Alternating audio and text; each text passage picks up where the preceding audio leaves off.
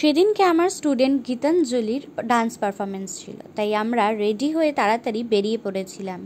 আর ও এখানে half ready হয়েছিল বলে ক্যামেরার সামনে আসতে লজ্জা পাচ্ছিল।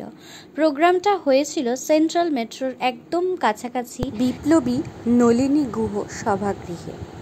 আমাদের 4টের সময় কল টাইম ছিল আর আমরা সেই মতনই পৌঁছে গেছিলাম ওখানে গিয়ে তারপর আমি গীতাঞ্জলিকে পুরোপুরি রেডি করি আর আমার অবস্থা দিকে গরমে কাহিল হয়ে যায়। আর এই যে ও রেডি হওয়ার পরেও ক্যামেরার সামনে আসতে, আর এখানে ছোট ছোট বাচ্চারা কি সুন্দর আবৃত্তি পাঠ করেছিল। ও বলে রাখি, অর্গানাইজ করেছিল প্রোগ্রামটি সুপ্রিয়া বিশ্বাস। তারপর একে একে নাচ গান আবৃত্তি হতে থাকে আর আমরা ওয়েট করতে থাকি আমাদের টার্ন আসবে কখন। তার মাঝে বোর হয়ে আমি আর গীতাঞ্জলি চলে যাই ফটোশ্যুট করতে। আর তার কিছুক্ষণ পরে গীতাঞ্জলির পারফরমেন্স শুরু হলো।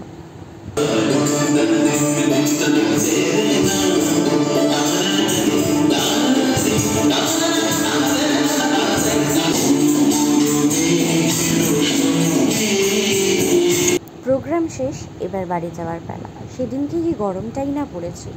যাই হোক, ভিডিওটা আমি এখানেই শেষ করলাম। ভালো লাগলে লাইক কমেন্ট শেয়ার করবেন আর সাবস্ক্রাইব করতে ভুলবেন না।